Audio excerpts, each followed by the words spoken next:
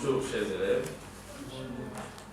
Aujourd'hui nous allons nous intéresser à une leçon de géographie, la première du programme de terminale. Il s'agit du système monde des espaces interdépendants. Donc, leçon.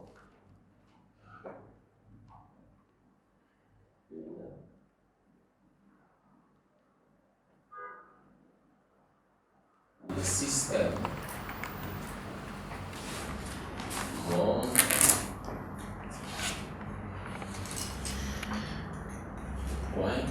des espaces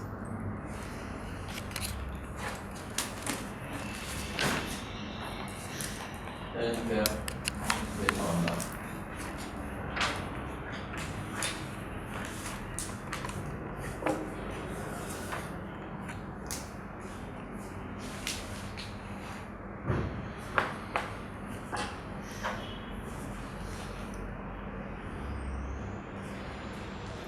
Au terme de cette leçon,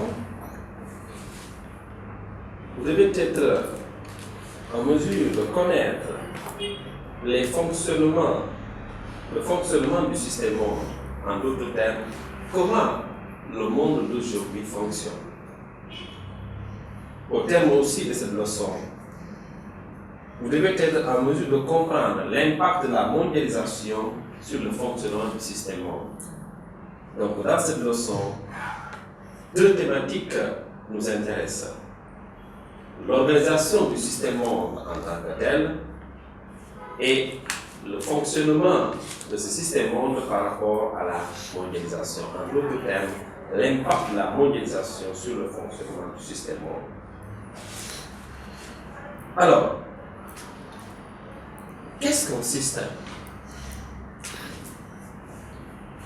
Un système peut se définir comme un ensemble d'éléments entretenant d'étroites relations entre eux. Donc vous avez un ensemble d'éléments qui entretiennent d'étroites relations entre eux. Aucun élément du système ne peut se mettre à l'écart de ce qui se passe dans le système. Les éléments entretiennent d'étroites relations. Les uns ont besoin des autres. Dans ce cas de figure, si un élément se met à l'écart du système, faudrait-il alors parler de l'existence de notre système? Le premier sera complètement dépourvu de son fonctionnement en termes simples. Donc ce qui est important à retenir, par analogie, si on essaie de reporter ce qui se passe dans un système à ce qui se passe aujourd'hui dans le monde, l'on se rend compte que le monde fonctionne comme un système. En d'autres termes, les différents éléments, les différents pays, les différentes communautés entretiennent d'étroites relations entre eux. Aucun pays ne peut alors évoluer en vase clos. Et l'interdépendance dans un système montre que chaque élément est déterminant dans le système. Joue sa partition. Si minime soit-il, si insignifiant soit-il, chaque élément joue un rôle important dans le système monde.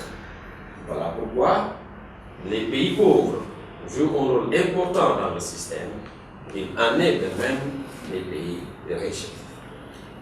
Le sujet qui nous intéresse aujourd'hui sera axé sur deux aspects.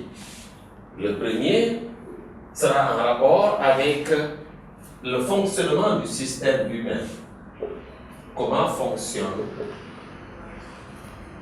le fonctionnement du système monde? Et qu'est-ce qui compose ce système monde? Et le deuxième aspect sera en rapport avec la mondialisation.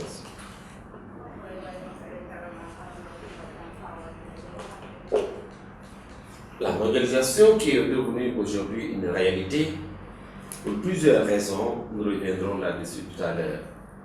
C'est un phénomène marqué par l'intensification des échanges dans tous les domaines. Donc, nous pouvons retenir en introduction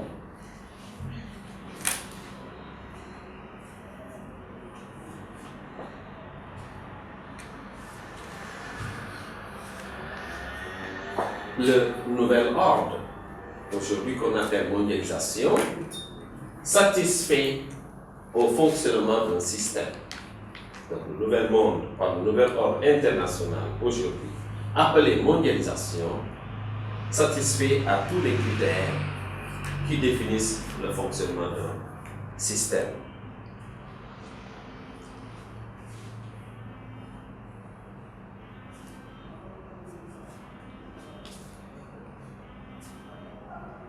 Bien, dans ce système monde,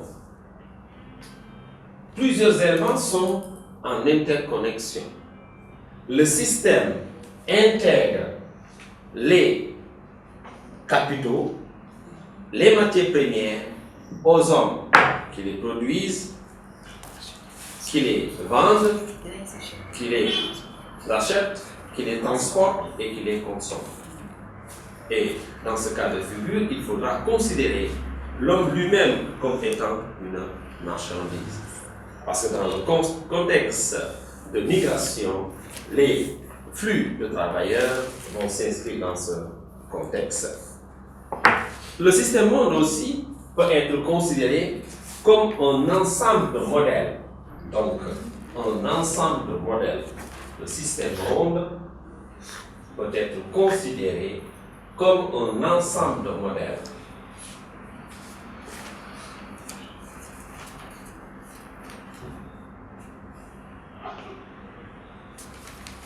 Un ensemble de modèles de consommation qui corrompt la diversité culturelle. En d'autres termes, on veut réaliser un citoyen de type mondial.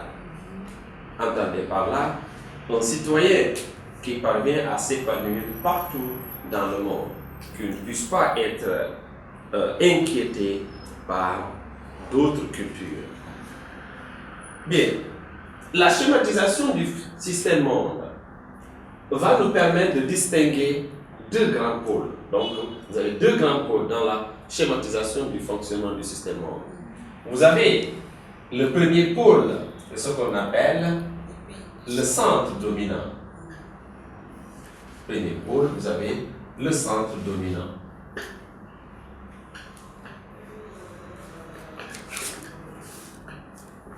Le centre dominant. Et c'est lui qui organise le fonctionnement du système monde. C'est lui qui le commande. Le deuxième pôle, c'est la périphérie.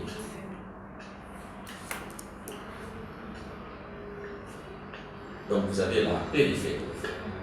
Entendez par là les pays ou groupes de pays qui dépendent des pays du centre.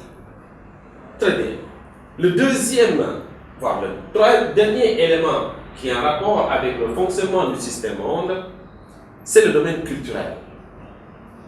Donc, le système monde a comme ambition de corrompre les diversités culturelles, de telle sorte que le citoyen mondial puisse se retrouver partout ailleurs, comme nous venons de le dire, sans être inquiété par d'autres cultures. Et cette troisième tendance du système monde va malheureusement provoquer des tensions et des replis identitaires, parce qu'on va constater que le monde occidental va chercher, dans le contexte de l'impérialisme culturel, à faire passer son culturel au-dessus de celui des pays de la périphérie. Vous comprendrez alors pourquoi, dans le monde arabo-musulman, des voix se lèvent pour dénoncer avec la dernière énergie, cet impérialisme culturel du monde occidental. Toujours dans le cadre de ce fonctionnement du système monde, les pays du centre qui organisent et commandent le fonctionnement du système à leur profit vont alors exploiter les pays de la périphérie. Les ressources de la périphérie vont être exploitées au profit du centre. Et les populations qui vont être victimes de cette détérioration des termes de l'échange vont alors contester ce système par plusieurs moyens. Vers la fin de la leçon, nous reviendrons là-dessus. Donc, retenez par là que les tensions que l'on constate aujourd'hui dans le fonctionnement du système monde s'expliquent par le fait que la périphérie rejette le fait qu'elle soit exploitée. Deuxième élément, la périphérie n'accepte pas qu'on lui impose le culturel du monde occidental, parce que c'est un culturel qui heurte nos sensibilités, évidemment, surtout dans le monde arabo-musulman. Donc, en grand 1, nous allons nous intéresser aux différents espaces blocs. Donc, grand 1.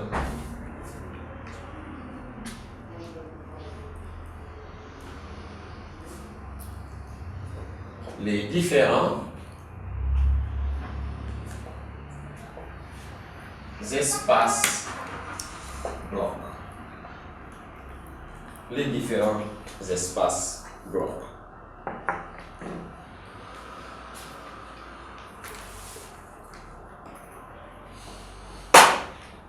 Les différents espaces blocs.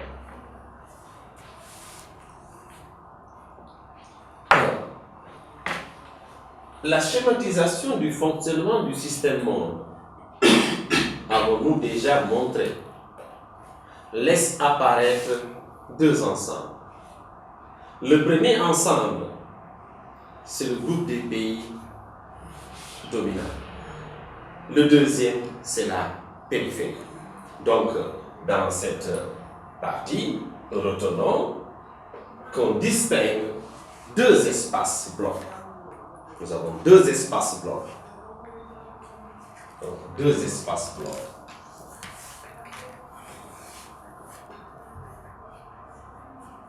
Alors, vous avez le centre dominant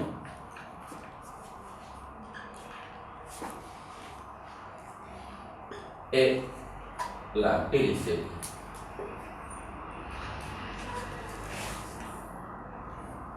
Et la périphérie. Donc, la schématisation du fonctionnement du système bloc laisse apparaître deux ensembles.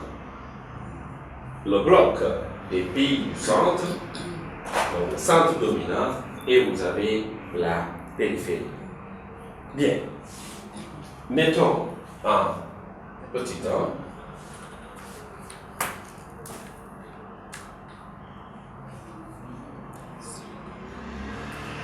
le centre dominant.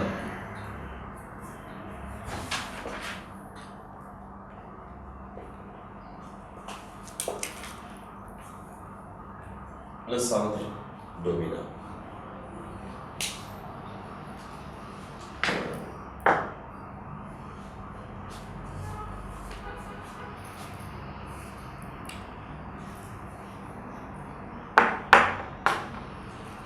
Si on schématise le fonctionnement du système monde, nous avons ici le centre dominant. Donc, le centre dominant.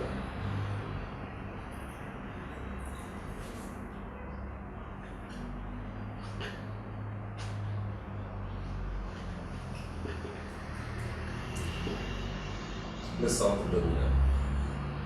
Il est le poumon de l'économie mondiale. C'est le centre d'impulsion de l'économie mondiale. Tout gravite autour de ce centre.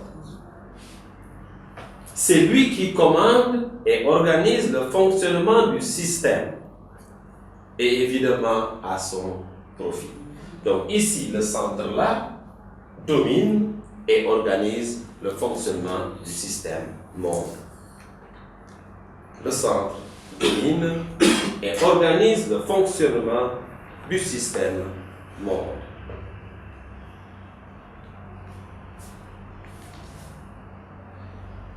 Alors, comment ce centre va-t-il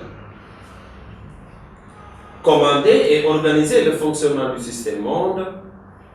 C'est en contrôlant les leviers de l'économie mondiale et les centres de prise de décision au niveau mondial. Donc, c'est le centre qui contrôle ces leviers de l'économie mondiale et les centres de prise de décision. Quels sont les leviers de l'économie mondiale? Vous avez l'OMC.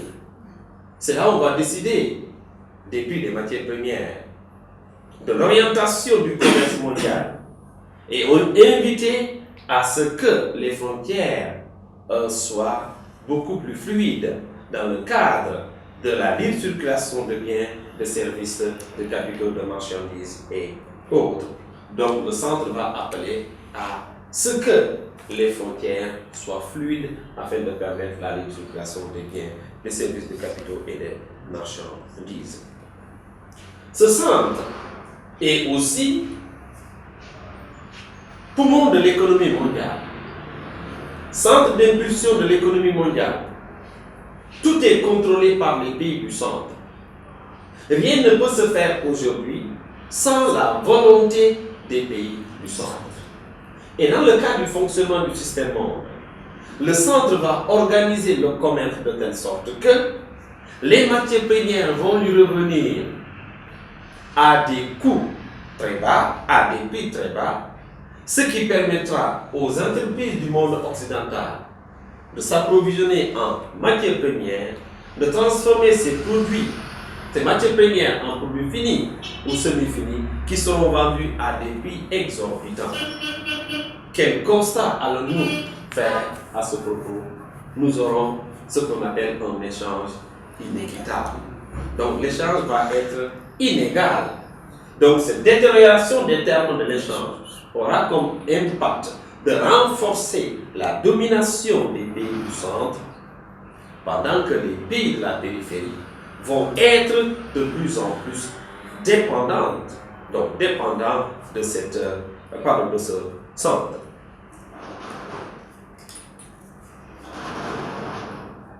Très bien. Toujours dans le cadre de la caractérisation de ce centre, c'est lui qui parvient à monopoliser 70% de la production industrielle, 45% la production de céréales et plus de 50% du commerce mondial. Donc, si vous prenez l'économie du commerce mondial, plus de 50% réalisé par les pays du centre, 45% de la production céréalière réalisée par les pays du centre et près de 70% de la production industrielle réalisée par les pays du centre. Vous comprenez alors pourquoi c'est le centre, lui, qui est en tout cas qui est aux commandes du fonctionnement du système monde. Alors, qui sont ces pays du centre? Parce qu'on a dit tout à l'heure, ces pays contrôlent l'économie mondiale, contrôlent les centres de prise de décision. Qui sont alors ces pays du centre? Vous avez, pour ces pays du centre, oui, vous avez d'abord l'Amérique du Nord. Amérique du Nord.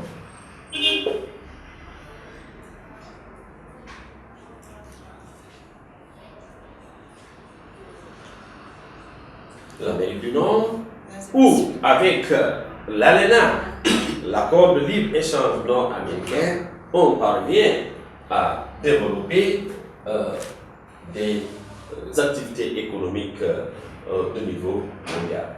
Ensuite, vous avez très bien l'Union européenne.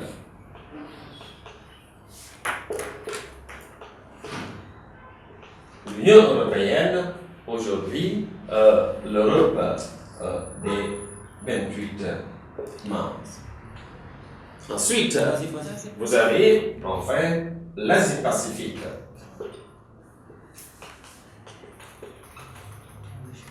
Alors, ici, vous avez en même temps un pôle qui est beaucoup plus important, la triade, qui regroupe l'Amérique du Nord, l'Union européenne et l'Asie-Pacifique. C'est aussi la même chose.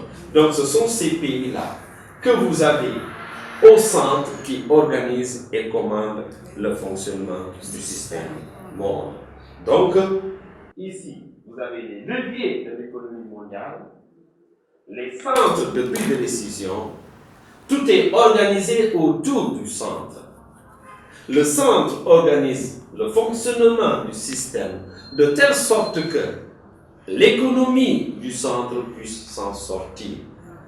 À titre indicatif, les prix des matières premières sont fixés par les pays du centre, alors que c'est au niveau de la périphérie que l'essentiel des matières premières est produit. Donc l'essentiel est réalisé au niveau des pays de la périphérie.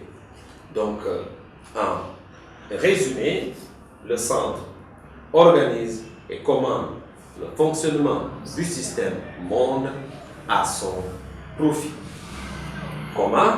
Parce que c'est lui qui détient les leviers de l'économie mondiale, parce que c'est lui qui contrôle les pouvoirs, les centres de prise de décision au niveau mondial. L'OMC est contrôlé par les pays du centre, l'ONU par les pays du centre, le Fonds monétaire international par les pays du centre. Aujourd'hui, ce Fonds monétaire est dirigé par une Française, Christine Lagarde. Vous avez la Banque mondiale contrôlée par un Américain, sans oublier l'OMC, etc. Donc, ces centres de prise de décision étant entre les mains des pays du centre, vous comprenez alors pourquoi ces pays du centre vont parvenir à s'en sortir et à développer davantage leur économie. Et qu'est-ce qui va aider ces pays du centre à se développer davantage? Parce qu'il y a la libre circulation des biens, des services, des capitaux, des marchandises imposée aujourd'hui par la mondialisation et qui permettra aux pays du centre de délocaliser la plupart de leurs activités économiques ou industrielles dans cette périphérie afin de bénéficier des baisses des charges de production et de faire beaucoup de bénéfices. Voilà donc ce qu'il faut retenir sur le fonctionnement de ces pays du centre. Très bien. On met en petit 2 la périphérie.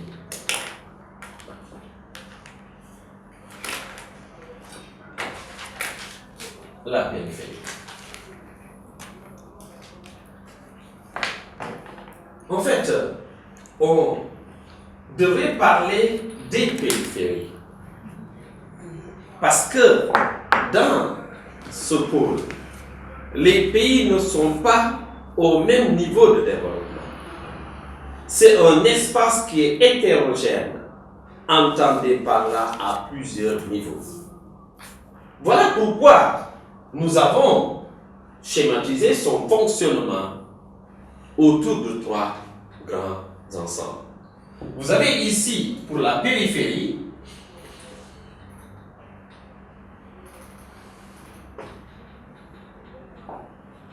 trois catégories.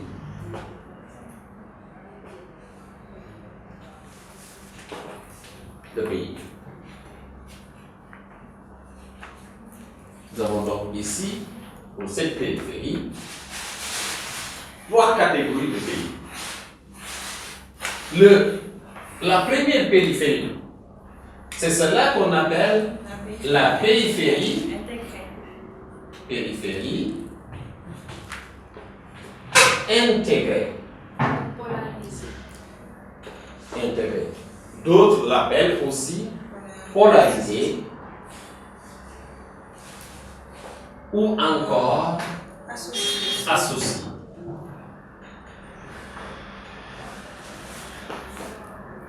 cette périphérie polarisée, intégrée ou associée est en fait le centre par lequel, la zone par laquelle les pays du centre parviennent à développer certaines activités. Alors, autour de ce centre, puisque nous avons la périphérie, nous allons représenter ces trois périphéries. La première périphérie, c'est celle-là qu'on a appelée la périphérie intégrée. Donc, c'est celle-là que vous avez ici, la périphérie intégrée. Comme son nom l'indique, c'est une périphérie qui est intégrée au système monde grâce à la délocalisation des activités des pays du centre, qui vont délocaliser ici. Donc, il y a une délocalisation. Vous avez une délocalisation des activités des pays du centre vers cette périphérie intégrée. Alors, pourquoi les pays du centre délocalisent dans cette périphérie? Parce que cette périphérie dispose de plusieurs atouts qui intéressent les multinationales du centre. Alors, quels sont ces atouts? Les atouts que vous avez dans cette périphérie? Oui. Très bien. Premier atout, ici, vous avez abondance.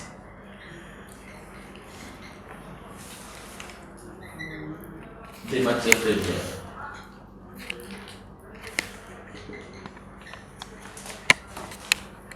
Les matières premières sont abondantes. Abondance de matières premières. Des matières premières qui vont intéresser les pays du centre, qui vont alors délocaliser, ainsi que les multinationales qui vont délocaliser en masse pour exploiter les matières premières qui font défaut aux pays du centre. N'oubliez pas ce que nous avons vu en première. Dans le contexte de l'impérialisme, c'est un vaste mouvement de domination européenne qui s'explique en fait par la recherche de débouchés. Recherche de débouchés à deux niveaux. Premier niveau, les Européens ont produit en masse une production industrielle qu'ils ne peuvent pas consommer. La solution alors, c'est de trouver des marchés où on va écouler la production.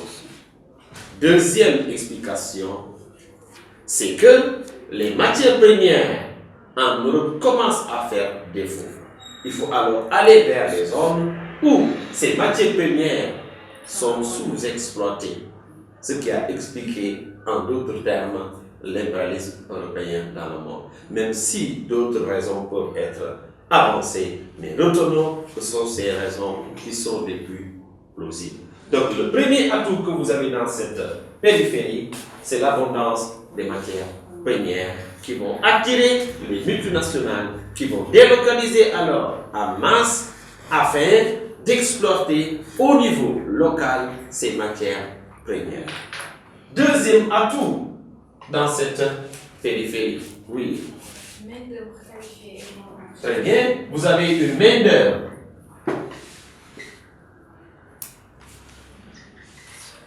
Une main-d'œuvre qualifiée. Entendez par là une main-d'œuvre qui maîtrise le savoir-faire technique et technologique.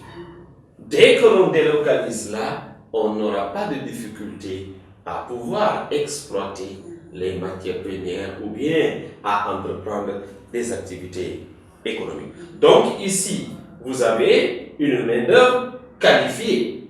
Mais cette main-d'œuvre qui est qualifiée, elle est aussi nombreuse et ne coûte pas cher. Donc, main-d'œuvre qualifiée est bon marché. Donc, il ne coûte pas cher. Troisième atout que nous pouvons retenir, très bien, un important marché de consommateurs.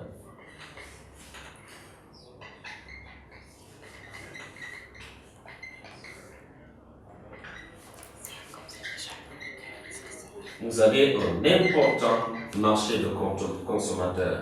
Ça permet alors, une fois la production réalisée au niveau local, que le produit manufacturé puisse être écoulé sur place. Donc, le troisième atout que l'on peut retenir pour cette périphérie intégrée, c'est un important marché de consommateurs.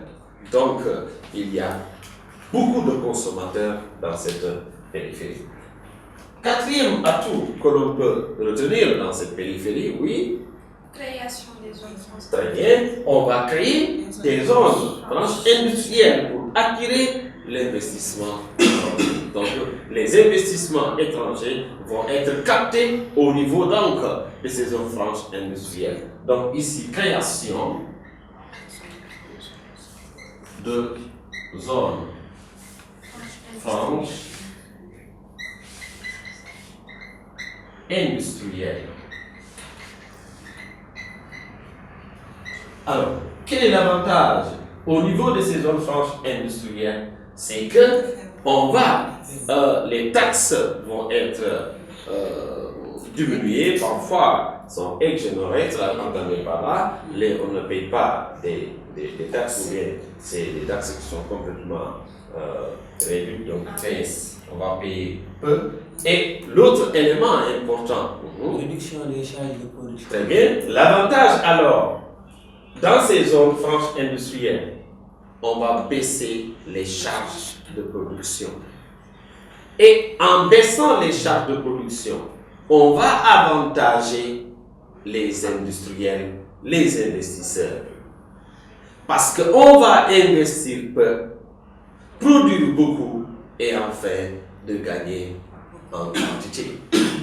Donc, au niveau de ces zones franches industrielles, les conditions de production sont réunies. D'ailleurs, c'est ce qui a fait la force de la Chine.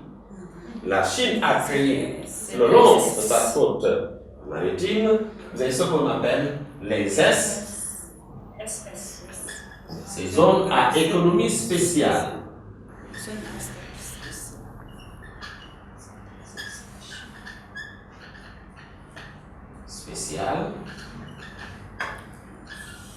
Et les ZSS, zones à statut spécial. Zone à statut spécial. Alors, ici, ces zones à statut spécial ou bien zones à économie spéciale attirent les investisseurs étrangers. Et là, les capitaux vont être attirés dans cette partie, et raison pour laquelle aujourd'hui la Chine est en pole position et même talonne ou dans certains secteurs arrive en tête. Déjà, dans le dernier quart de cette année, la Chine a déjà, en termes de retombées économiques, devancé les États-Unis. Oui, parce que vous aviez levé la main. Bien. Voilà donc les atouts de cette périphérie. Pour résumer cette partie qu'on appelle périphérie intégrée, c'est une périphérie où les pays du centre délocalisent, transfèrent certaines de leurs compétences. Donc il y a une délocalisation. Une délocalisation n'est rien d'autre que le transfert des compétences d'une entreprise d'un lieu à un autre. Mais aujourd'hui, on parle de relocalisation. Les entreprises sont en train de revenir dans les pays de départ pour plusieurs raisons. Nous le verrons vers la fin de la leçon. Donc, les pays du centre délocalisent certaines de leurs activités vers ces périphéries. Et pourquoi on délocalise là-bas? c'est parce que dans cette périphérie, il y a des avantages. Beaucoup d'avantages. Parmi ces avantages, vous avez ce qu'on appelle abondance des matières premières. Et des matières premières qui ne vont pas coûter cher. Pourquoi? Parce que ce sont les pays du centre qui fixent les prix. Ils vont les fixer bas, de telle sorte qu'ils parviennent à s'approvisionner. Et d'ailleurs, c'est pourquoi nous avons dit que dans le cadre d'échange, aujourd'hui, il y a un échange inéquitable, donc inégal. Ce sont donc les pays du centre qui profitent de ce commerce, en tout cas de matières premières et parfois de certains produits. En d'autres termes, c'est comme si les pays de la périphérie sont en train de brader leurs matières premières au profit des pays du centre. Deuxième avantage, une main-d'œuvre qualifiée et bon marché. Bon marché signifie qu'il ne coûte pas cher. Vous allez dans l'espace de l'Asie du Sud-Est, c'est des milliers et des millions de travailleurs qui manquent de main-d'œuvre. Ils ne demandent que du travail. Et quand les entreprises viennent dans ces pays de l'Asie du Sud-Est, elles vont alors profiter de cette main-d'œuvre abondante et bon marché. En termes simples, c'est comme dans la loi du marché. C'est la loi de l'offre et de la demande. Vous savez, quand le marché est inondé de produits, qu'est-ce qu'on va constater? Les prix vont casser, vont baisser. Maintenant, s'il y a pénurie, il y a alors flambée des prix. Puisque maintenant, ici, la demande, entendez par là, les travailleurs sont supérieurs au nombre et supérieurs au travail qui va être donné. La conséquence, c'est quoi? On va proposer aux travailleurs de maigres salaires. D'ailleurs, c'est pourquoi, dans cette périphérie, il y a une croissance, mais il n'y a pas de développement. Donc, il n'y a pas de développement, puisque les ressources générées par les multinationales qui ont délocalisé ici ne seront pas partagées avec la population. Donc, on se rend compte, dans le pays, il y a des activités, mais dans le panier de la ménagère, rien ne change. Donc, les temps restent encore durs. C'est pour seulement vous dire que dans cette périphérie, il n'y a pas de développement. Parce que le développement, c'est un ensemble de concepts et qui prend en compte le niveau d'instruction, l'apport en calories, vous avez le logement, vous avez les loisirs, vous avez aussi l'accès à la santé, les soins, donc de santé et autres, beaucoup d'éléments qu'il faudra prendre dans la définition de la notion de développement. Or, la croissance, c'est seulement de voir le produit, la valeur ajoutée augmenter, alors que en réalité, les populations ne parviennent pas à partager ces ressources qui ont été générées par les activités économiques. Troisième atout, vous avez un important marché de consommateurs. Donc, au niveau de ces périphéries, vous avez des consommateurs. Donc, un marché important qui va absorber la production réalisée par les pays du centre. Dernier élément important comme atout, c'est que dans cette périphérie dite intégrée, les autorités vont aménager des zones pour attirer les investisseurs.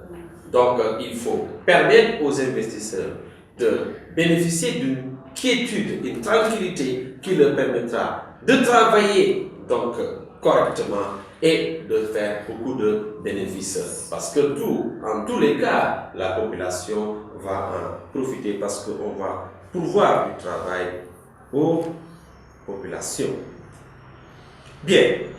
Alors, toujours dans cette périphérie-là intégrée, c'est une périphérie qui sera largement ouverte aux capitaux et technologies étrangères. Étrangères, s'il vous plaît, donc si on fait l'accord. Donc, vous avez une périphérie qui est largement intégrée au système monde. Parce que ici, les capitaux vont être attirés, la technologie va être aussi attirée. C'est ainsi que dans cette périphérie, la fracture numérique va être plus ou moins réduites. Donc, qu'est-ce qu'il faut retenir?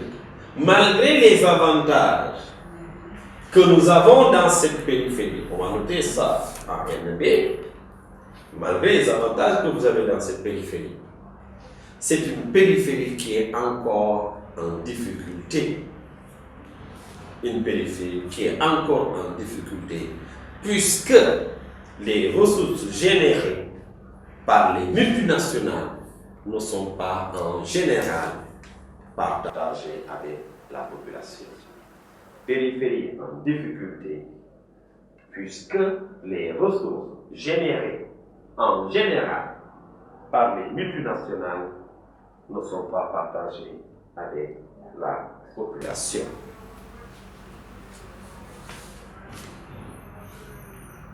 Très bien. Ne sont pas donc partagés avec la population.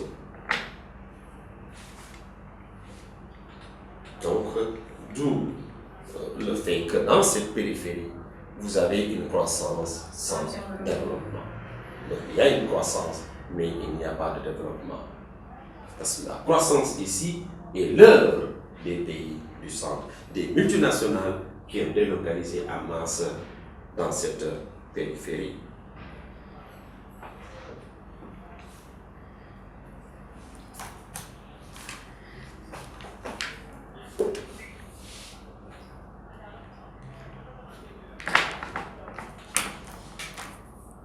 Bien.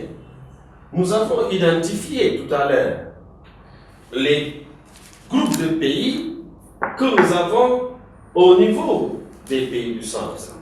Il faudrait aussi qu'on soit en mesure d'identifier les pays que vous avez dans cette périphérie. La plupart de ces pays-là sont aujourd'hui, par rapport au transfert de technologie, par rapport à la délocalisation, sont considérés comme des pays émergents. Donc ce sont des pays qui sortent du lot. Dans le groupe de pays de la périphérie, c'est cette périphérie qui est à un pas des pays développés.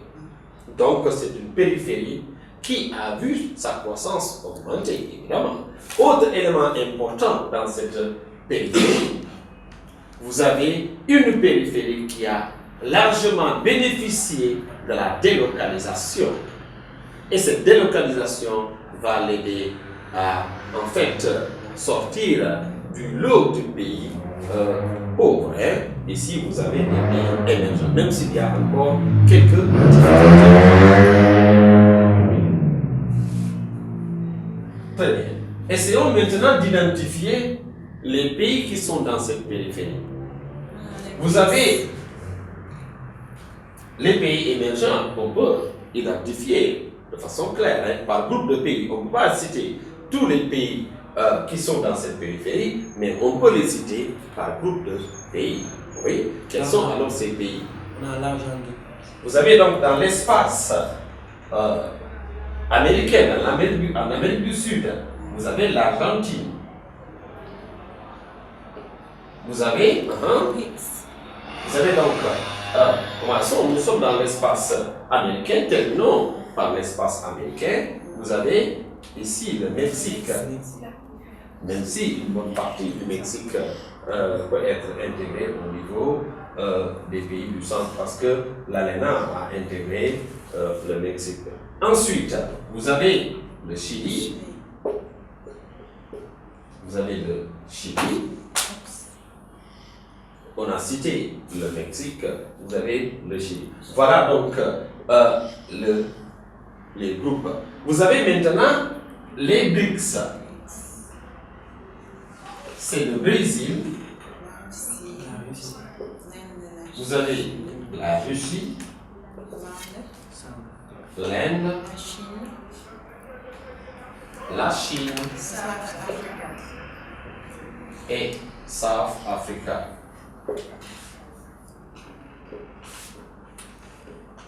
Entendez par là Afrique du Sud. Donc l'Afrique du Sud.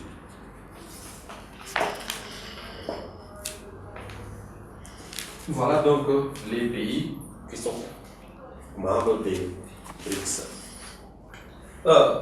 Vous avez toujours des pays dans l'espace de l'Asie.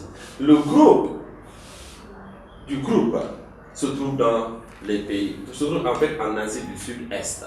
Vous avez en Asie du Sud-Est, vous avez les dragons, très bien. Les dragons, vous avez 4 dragons, vous avez Taïwan, Hong Kong, Singapour et Corée. Vous avez Taïwan, Hong Kong, Singapour et Corée du Sud. Ce sont ces 4 dragons. Vous avez ensuite les tigres. Les tigres,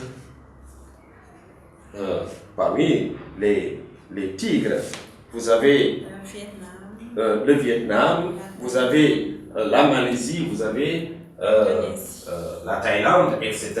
Vous avez ensuite les bébés tigres. Les bébés tigres. En plus de cela, dans l'espace européen, vous avez d'autres pays. Vous avez quelques pays.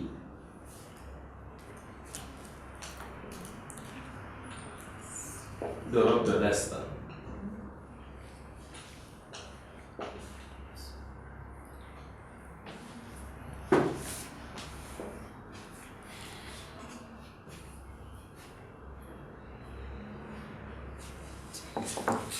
Voilà donc le groupe de pays que vous avez dans cette périphérie. La liste est loin d'être exhaustive, mais c'est ce groupe de pays parce qu'on ne peut pas citer tous ces pays. Donc, en petit, donc ici on s'est intéressé à la périphérie intégrée. Donc, la deuxième catégorie de pays, vous avez la périphérie exportée.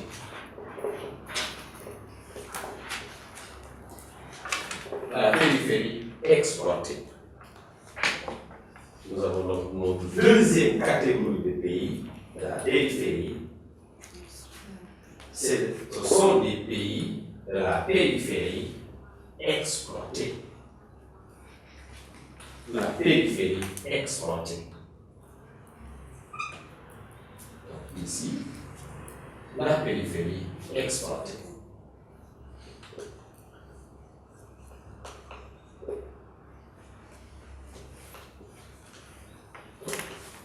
Ici, nous avons la périphérie intégrée, la périphérie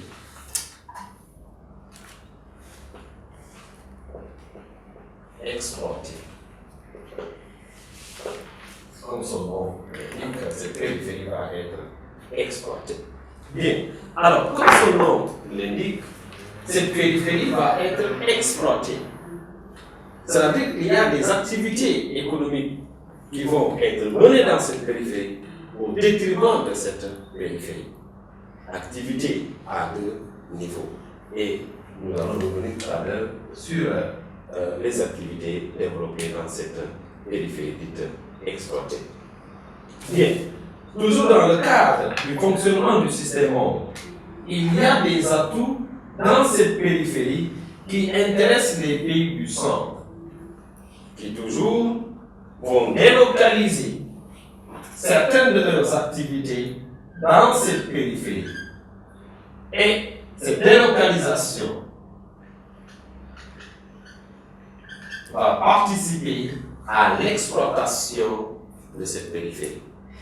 Quels sont selon vous alors les atouts que vous avez dans cette périphérie? Il y a 2 principaux atouts dans cette périphérie-là. L'abondance en matière première énergétique. Très bien. Et principalement, comme vous l'avez dit, la matière première énergétique.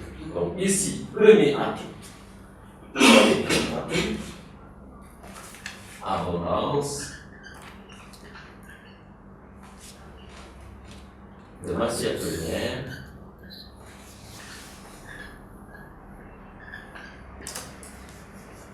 non, principalement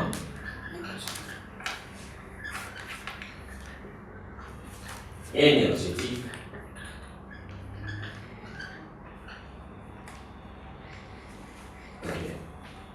Alors, nous avons déjà dit que ce sont les pays du centre qui fixent les prix des matières premières, notamment les matières premières énergétiques. Donc ces pays-là, fixés très bas, vont profiter aux pays aux pays du centre. Deuxième atout. Quel est le deuxième atout? Très bien. Ici, vous avez une main-d'œuvre. Une main-d'œuvre abondante et bon marché.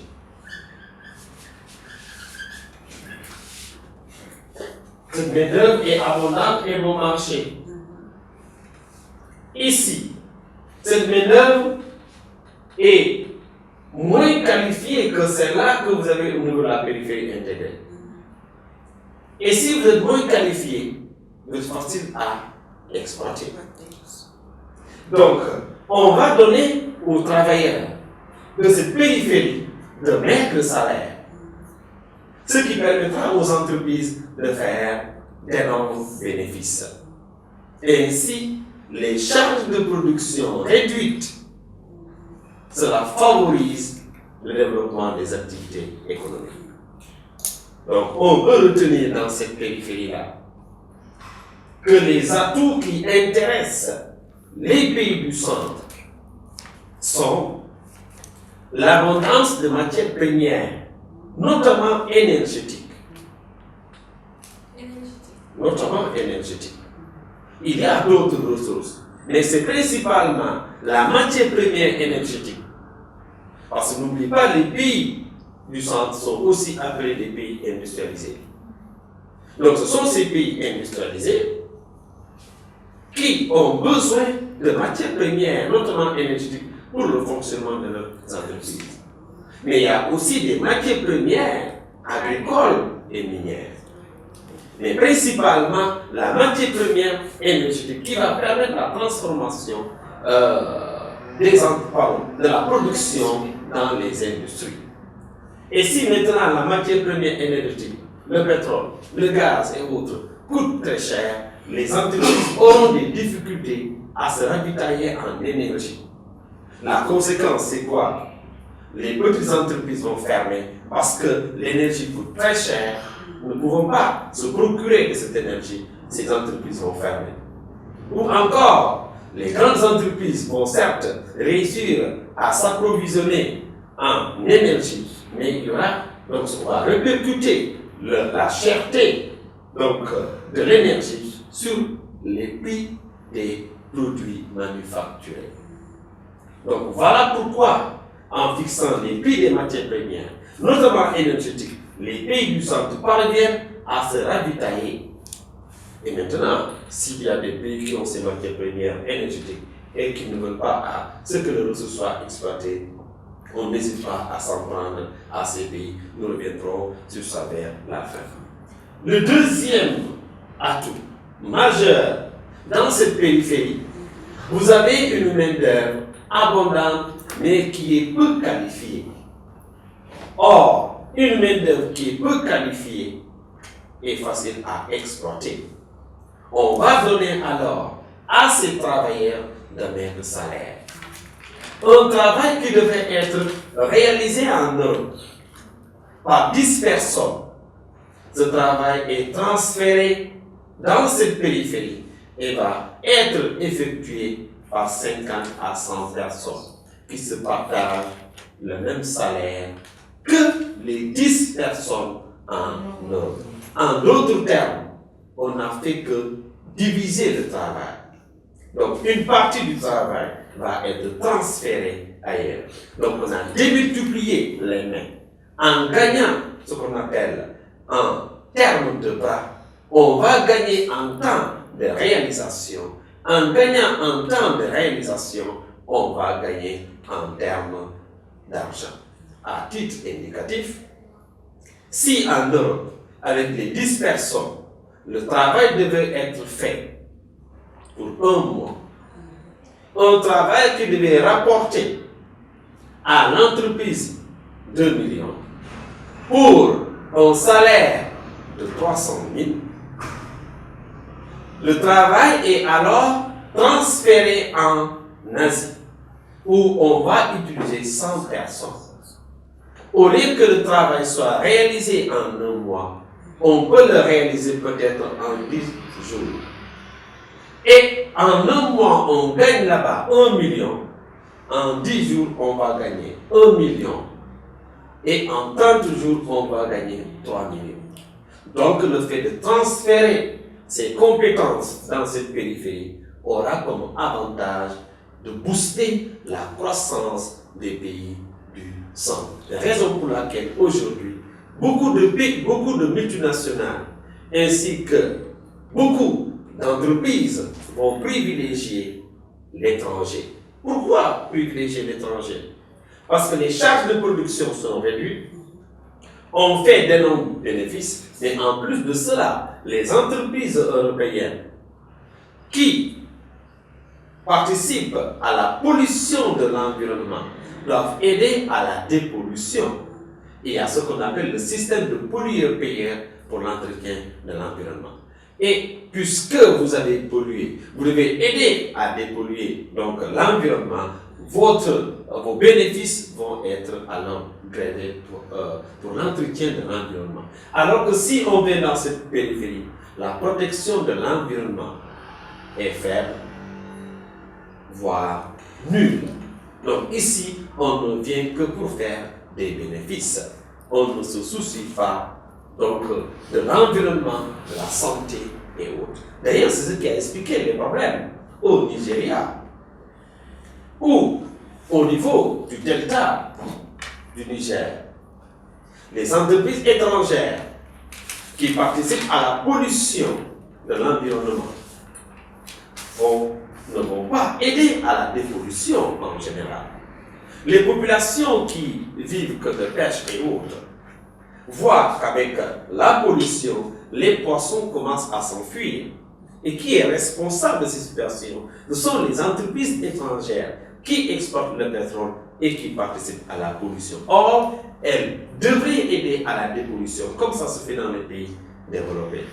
Ainsi, les poissons vont s'enfuir et le malheur des pêcheurs va s'aggraver. Et qui est responsable? Ce sont les entreprises étrangères. Voilà pourquoi, donc, des résistants se forment et s'en prennent directement à ces plateformes. On va kidnapper quelques travailleurs et demander des rançons.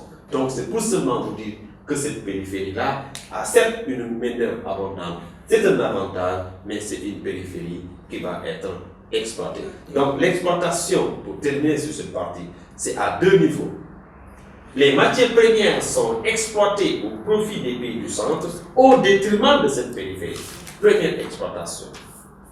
Deuxième exploitation, les salaires sont très bas dans cette périphérie. On va donner de maigres salaires aux travailleurs et permettre aux entreprises de faire beaucoup de bénéfices. Voilà donc ce qu'il faut retenir pour cette périphérie. Donc, on peut retenir que aussi dans cette périphérie, qu'il y aura une croissance, mais il n'y aura pas de développement. Donc, on peut retenir ça. Dans cette périphérie, nous avons une croissance sans développement. Cette périphérie connaît alors une croissance sans développement.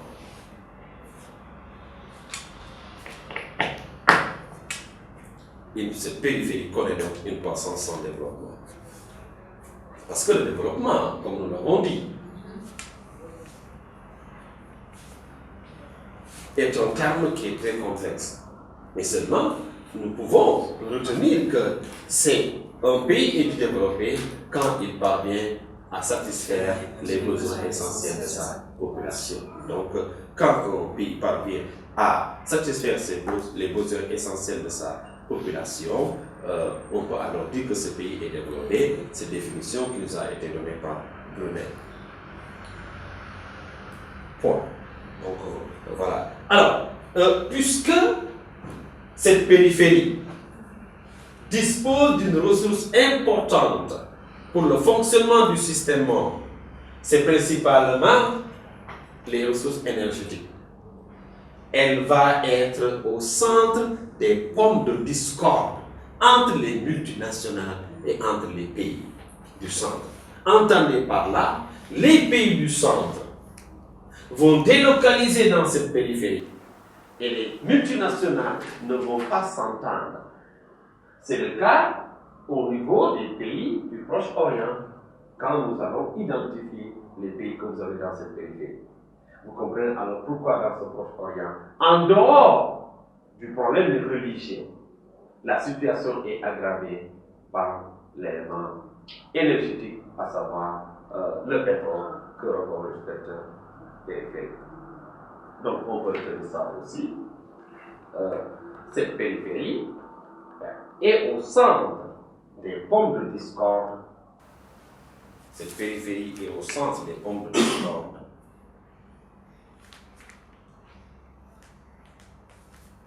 Dans les relations internationales.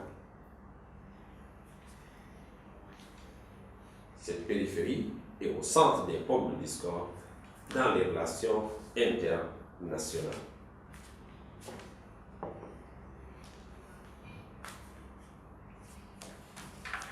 Bien, nous avons donc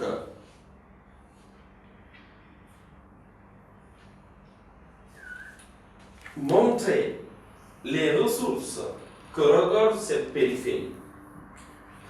Nous allons maintenant identifier les pays que nous avons dans cette périphérie. Alors, puisque ce sont des pays où vous avez une abondance des matières premières, notamment énergétiques, où est-ce qu'on peut alors localiser cette périphérie? Vous avez comme premier exemple au Proche-Orient.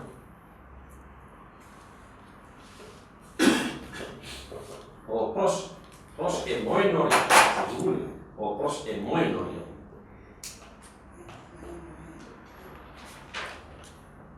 Proche et Moyen-Orient. À cause de quoi? Du pétrole. Ici, vous avez une importante réserve de pétrole. C'est ici que vous avez le réservoir mondial de pétrole. La raison pour laquelle la plupart des multinationales s'intéressent à cette périphérie. Alors, vous avez le Proche-Orient, mais vous avez aussi d'autres pays producteurs de pétrole dans le monde américain. Vous avez le Venezuela.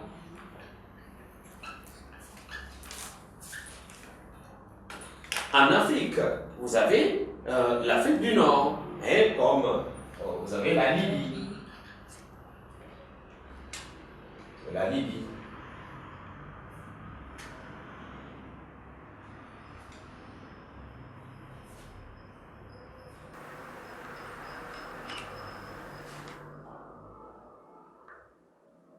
Très bien.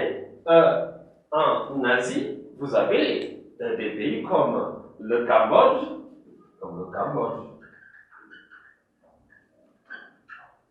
vous avez le Laos, etc.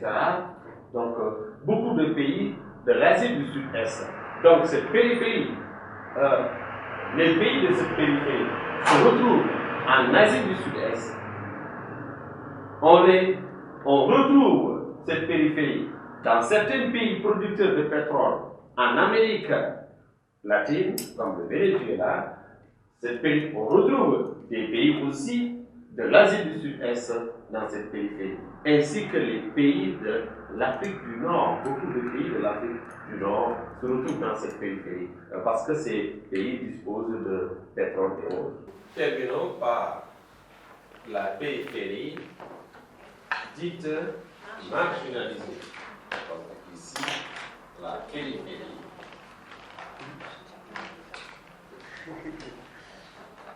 De marginaliser. La périphérie marginalisée.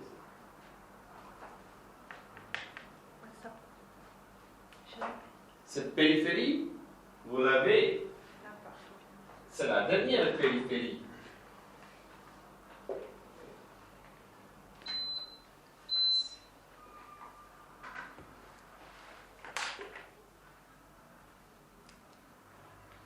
Donc c'est la dernière périphérie que vous avez à ce niveau. Donc c'est la périphérie marginalisée.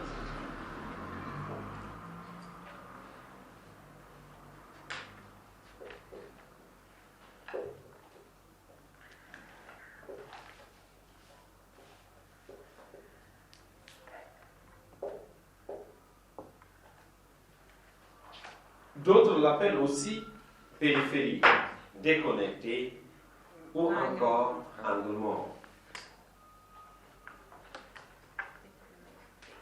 Cette périphérie participe peu au système monde. Sa contribution est négligeable dans le fonctionnement du système monde. Quels sont alors les pays que vous avez dans cette périphérie ou un ensemble de groupes de pays que vous avez dans cette périphérie? Oui. Vous avez dans cette périphérie les Caraïbes. Oui. L'Afrique du Sud, ça. Vous avez les pays de l'Afrique au sud du Sahara.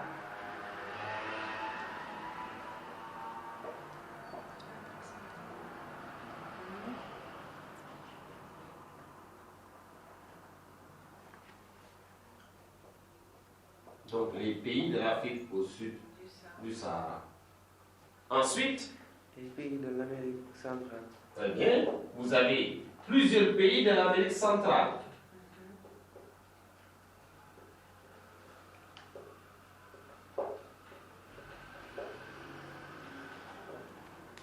Donc plusieurs pays de l'Amérique centrale, oui. Et quelques pays de l'Asie. Très bien, vous avez quelques pays de L'Asie l'Asie, centrale. principalement, L'Asie c'est centrale. de l'Asie centrale. Et de l'Amérique latine. Vous avez aussi quelques pays de l'Amérique latine.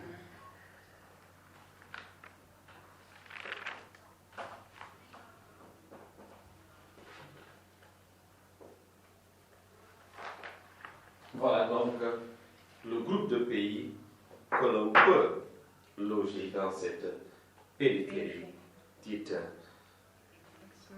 marginalisée, déconnectée ou encore angle mort.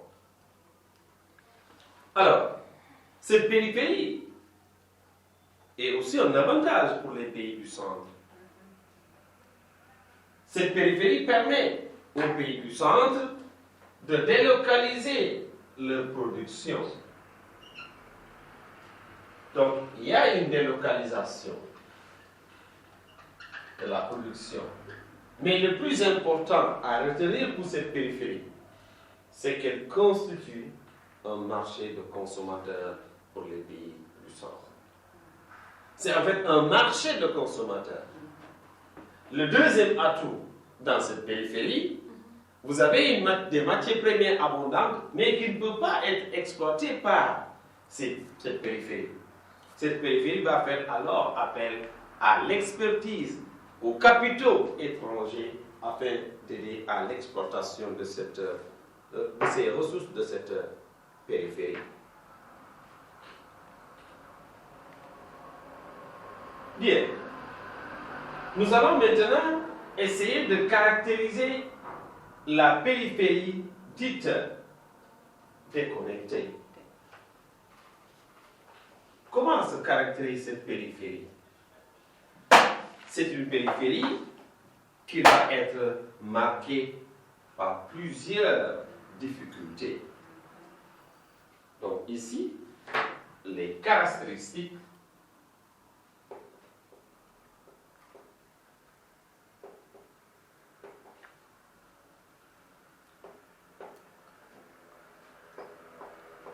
périphérie marginalisée.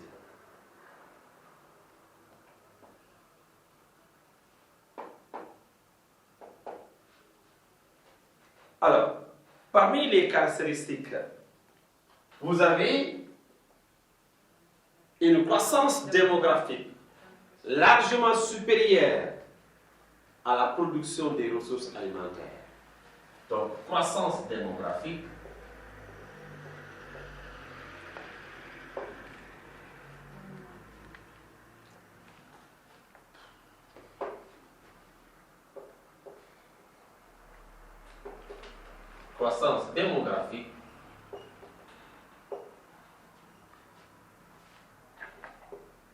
largement supérieure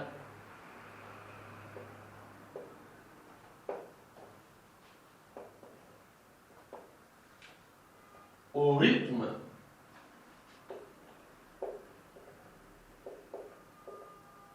de la production des ressources alimentaires.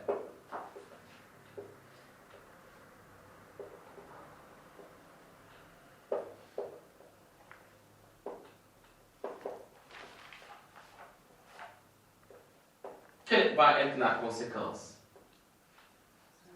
La famine. Donc ici, la conséquence, vous avez, ou bien les conséquences, vous avez famine, L'aggravation de la dépendance. aggravation de la Dépendance.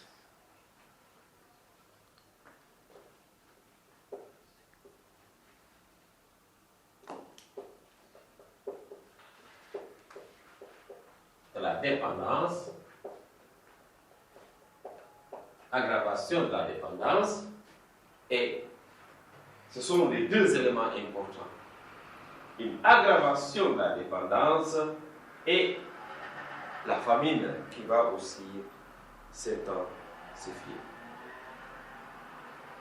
Autre élément important qui peut permettre de caractériser cette périphérie, vous avez un tissu industriel,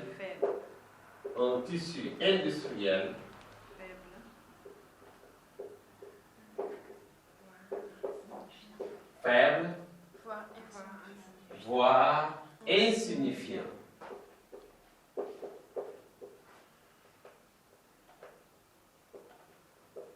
En d'autres termes, dans cette périphérie, on a peu d'industrie. Or, vous en avez beaucoup dans l'espace européen. Autre élément que l'on peut retenir, vous avez un commerce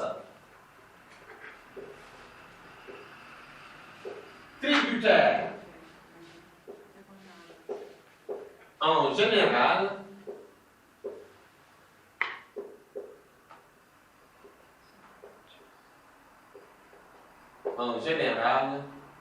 d'un seul produit.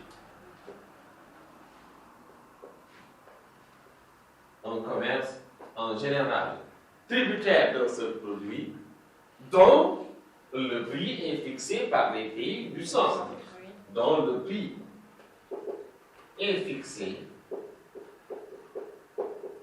très bas par les pays du centre.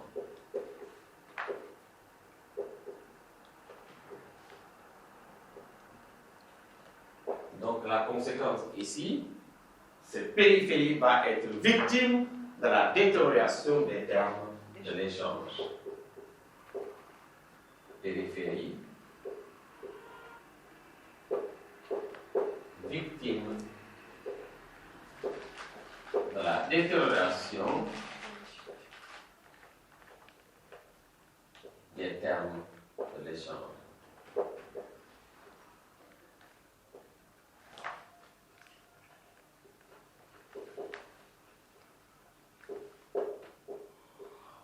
Entendez par là, c'est un échange qui va se faire au détriment de cette périphérie.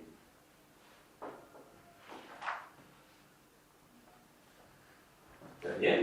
Autre caractéristique, une agriculture dépendant des aléas climatiques.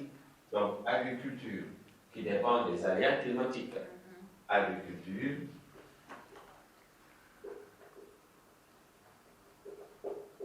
qui dépend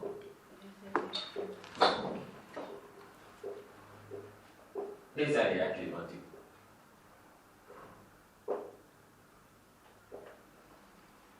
Ça veut dire l'agriculture va dépendre des précipitations.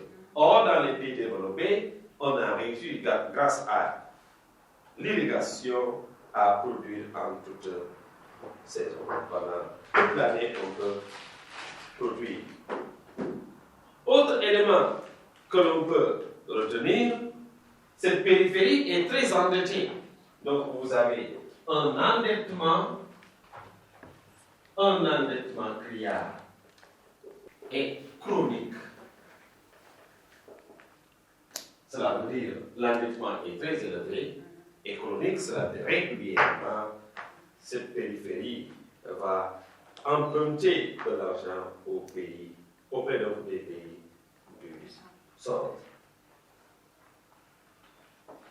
Voilà le résumé, en fait, les caractéristiques de cette périphérie.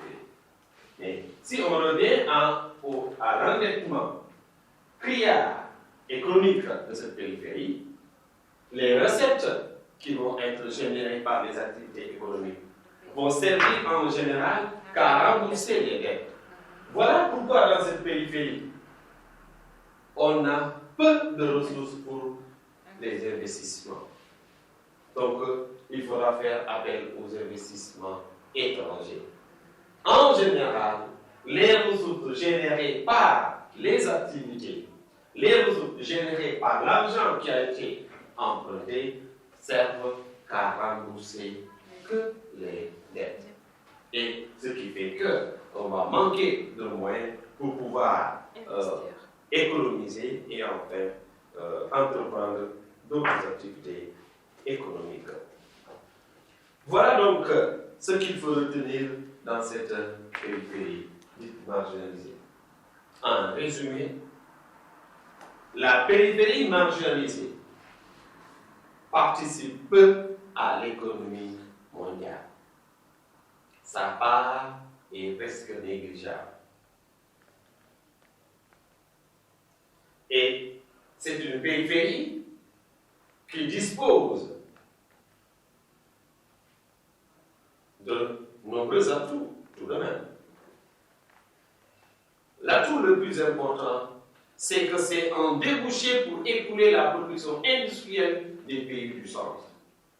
Donc la périphérie marginalisée constitue un marché de consommateurs.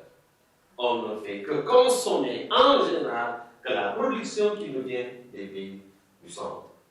Donc la production réalisée au centre ainsi que dans la périphérie intégrée, cette production est en général consommée dans les pays de la périphérie marginalisée.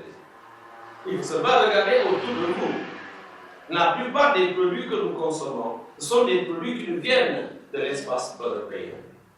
C'est des produits made in Asie-Pacifique, made in l'espace européen, mais aussi dans l'espace américain et autres. Rares sont des produits réalisés au niveau local. Et d'ailleurs, nous ne sommes pas de très grands nationalistes pour consommer cette production locale. Nous versons en général vers vers cette consommation de la production des pays, des produits des pays du centre. Allez, donc, les géographes ont retenu l'existence d'une autre périphérie. C'est là qu'on appelle la périphérie fermée. Donc, la périphérie fermée.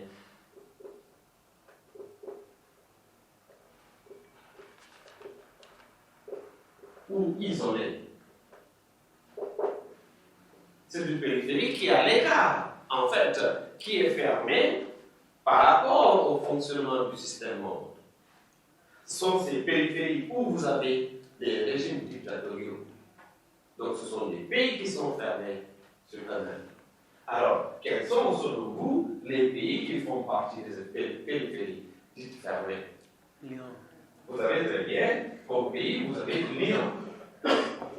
Et aujourd'hui, victime de l'embargo que les Occidentaux lui ont imposé sur son pétrole. Et cela est en train de créer des problèmes à la population iranienne.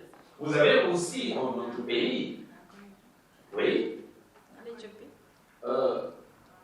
L'Éthiopie fait partie de la périphérie marginalisée. On parle de ce qu'on appelle la périphérie fermée. Cela veut dire une périphérie qui entretient très peu d'activités avec le reste du monde. Vous avez la Corée du Nord. La Corée du Nord fait partie de cette périphérie. Et vous avez aussi Cuba qui fait partie de cette périphérie. Même si aujourd'hui, Cuba est en train de s'ouvrir au reste du monde. Voilà donc la schématisation du fonctionnement du système monde.